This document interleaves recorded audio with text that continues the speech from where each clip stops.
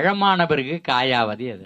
அந்த எலுமிச்சம்பழத்தை அரிஞ்ச உப்பை போட்டு குளிக்க வெயில் வச்சு எடுத்தீங்கன்னா ஒரு காய் ஆயிடுச்சா? எலுமிச்சம்பழம் ஒரு காய் ஆயிடுச்சா? எலுமிச்ச பழம் காய் ஆயிடுச்சா? ஆகா, அதுதான் என்னை மண்டையை ரொம்ப வருத்தி எடுத்துட்ட விஷயம். என்ன அப்படின்னா, அப்பா செத்து போனார், இயற்கை எழுதினார். அம்மா செத்து போனார், இயற்கை எழுதினார். ஏன் ஊறுகாய் இயற்கை எழுத மாட்டேங்குது? உப்பை போட்டு விட்டாங்க, வேற ஒன்றும் இல்லையே. அப்போ இப்போ மரத்துலேருந்து உளுந்த பழம் 4வது நாள் மண்ணோட மண்ணா ஆயிடுது. ஆனால் ஊறுகாய் 1 வருஷம் நாள் பாக்கெட்டுக்குள்ள அப்படியே இருக்க.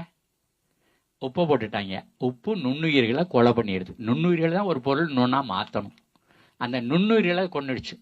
அப்பா செத்து போனார், சொந்தக்காரவங்களுக்கெல்லாம் தகவல் போயிடுச்சு, வர்றதுக்கு கொஞ்சம் லேட் ஆகுது. அதுக்குள்ளே இந்த உடம்பு உப்புது இல்லை, நுண்ணுயிர் அங்கே வேலை செய்ய ஆரம்பிச்சிருச்சு இல்லை. அப்புறம் தான் இயற்கை எழுதினார். அப்போ அந்த நுண்ணுயிரை அழிச்சிட்டிங்கன்னா இயற்கையை சுத்தமாக அழிச்சு தள்ளிடலாம். அப்போ இது மண்டகுள்ள ஒன்றதையும் உப்பு வேற எங்கே உயிரை கொள்ளுதுன்னு யோசித்தேன்.